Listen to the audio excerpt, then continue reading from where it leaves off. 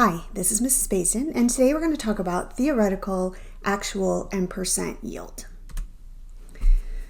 So the theoretical yield is the maximum amount of product that you can make in a chemical reaction. So this value is calculated using the limiting reactant in the balanced chemical equation. The actual yield is the amount of product that can actually be obtained or produced by that chemical reaction under those given conditions. It's measured during a lab experimentation. So theoretical yield you're always going to get from a calculation.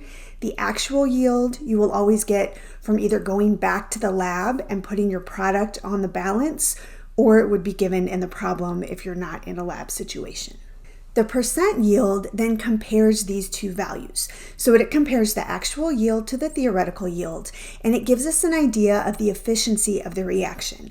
Ideally, we would want our percent yield to be 100%, but it's just not possible with many reactions. So to calculate the percent yield, you take your actual yield, either from the lab or what was given in the problem. You divide it by the theoretical yield, which you calculated using stoichiometry, multiply by 100, and that gives you your percent yield. So we're going to do a couple examples so you can see how this would be applied. So our first reaction is calcium carbonate decomposes into calcium oxide and carbon dioxide. So I start with 20.7 grams of calcium carbonate, and it tells me it decomposes to 6.81 grams of calcium oxide. I want to know what is my theoretical yield, my actual yield, and my percent yield. So now with these problems, you have to be a little more careful with what is given in the problem to make sure that you have things labeled correctly and that you start with the correct amounts. So this one tells me I have 20.7 grams of calcium carbonate. This number, however, has to do with a product. So that means that number that is given is my actual yield because it says that much is produced. So I'm going to go ahead and start a list over here. So my actual yield is 6.81 grams. And when you're doing a percent yield problem, these are always going to deal with the products. So this number here is what we're going to use to start our stoichiometry because we want to know how many grams of calcium oxide theoretically could be produced if everything was 100% efficient. So we're going to start with 20.7 grams of calcium carbonate, and we're going to do this stoichiometry. This is going to be a grams to gram stoichiometry, just like all the ones we've practiced in class. So I'm going to start with grams of calcium carbonate, convert it to moles, and this is just, again, the molar mass of calcium carbonate. I want the mole ratio of calcium carbonate to calcium oxide, so it's 1:1.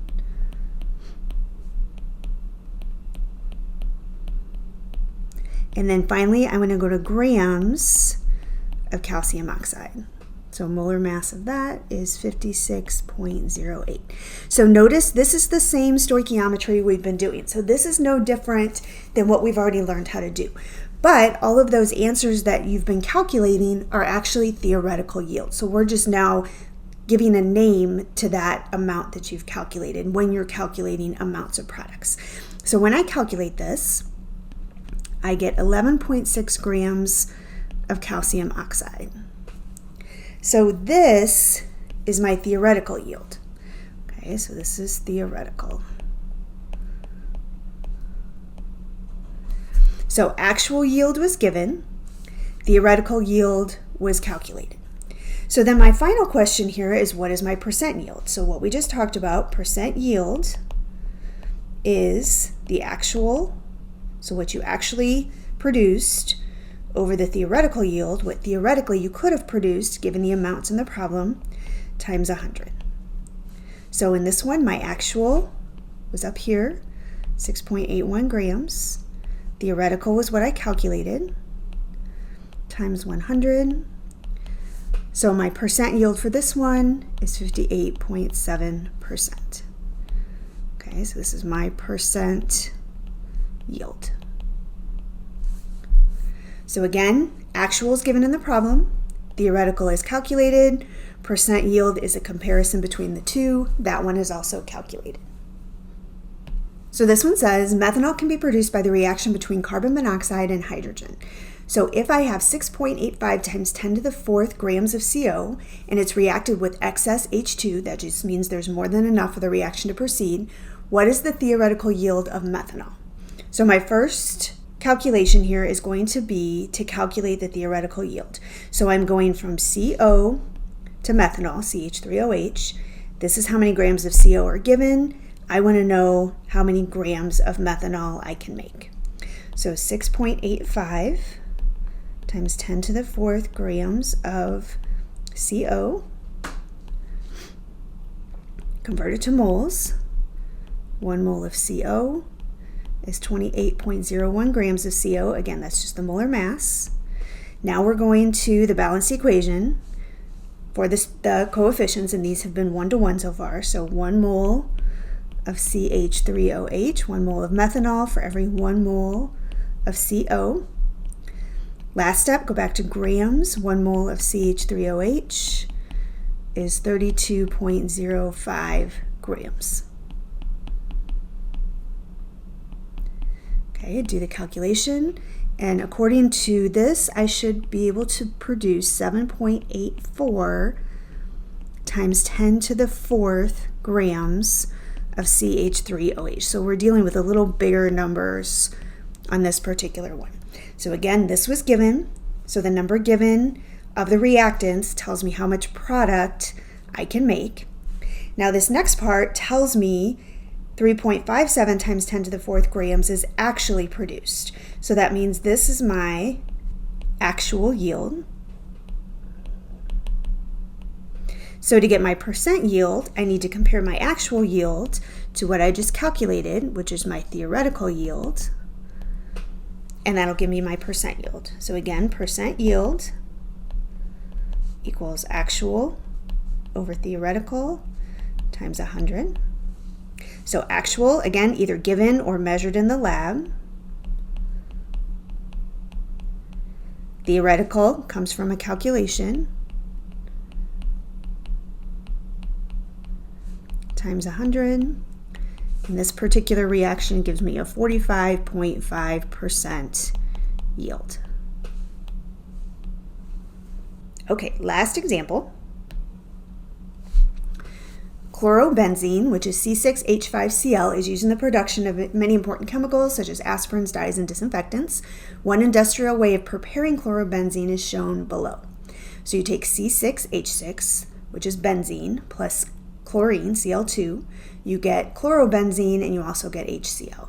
So if I have 36.8 grams of benzene, or C6H6, there's an excess Cl2. Again, that means we don't need to worry about the amount for that one. The actual yield of chlorobenzene is 38.8. I want to know what is the percent yield. Okay, and again, this is chlorobenzene. So to get percent yield, I need actual over theoretical times 100, just like we've been doing. Actual, they tell me, is 38.8 grams. And again, when you're doing these, you got to make sure you're matching the numbers up with the right thing.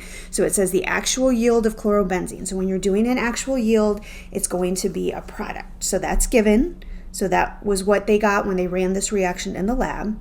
Theoretical yield on the bottom, I have to do a calculation for. So even though it didn't ask me for the theoretical yield, I can't do a percent yield without it. So I have to go back and do that stoichiometry problem. So I'm starting with 36.8 grams of C6H6. And again, these are grams to moles to moles to grams. And they're not always that way, but most of them are, because you're talking about lab situations where you're producing things that you're measuring. So 1 mole C6H6 is 78.12 grams. Mole ratio, again, another 1 to 1. They're not always going to be like that. It just happened that way in these particular examples. So 1 mole of chlorobenzene, C6H5Cl, for every 1 mole of C6H6.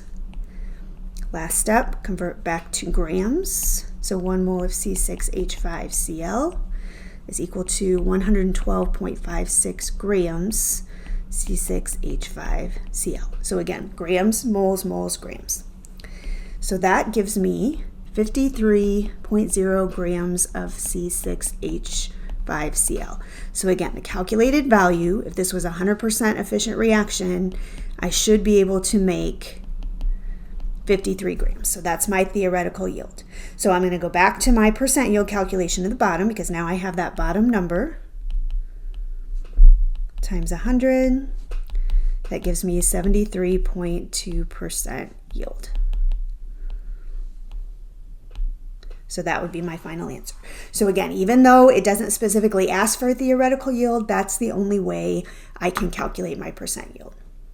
So when we work through these, and again, lots of practice in class, but as we work through these, you have to pay a little more attention, because now you're going to have multiple numbers. So you have to make sure you pick that right number to start your first stoichiometry problem with, and not the actual yield that's needed later on.